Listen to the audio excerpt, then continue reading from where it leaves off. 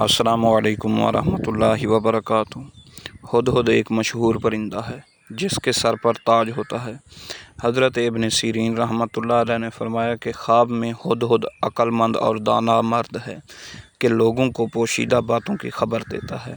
اور اگر دیکھے کہ اس نے ہدہد پکڑا ہے یا اس کو کسی نے دیا ہے، دلیل ہے کہ مذکورہ صفت کے آدمی سے اس کی صحبت ہوگی اور اس سے دانائی حاصل کرے گا،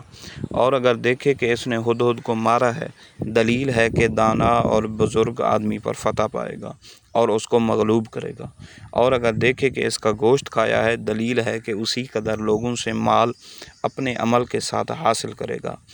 حضرت ابراہیم کرمانی رحمۃ اللہ علیہ نے فرمایا، خواب میں ہدہد کا دیکھنا 4 وجہ پر ہے: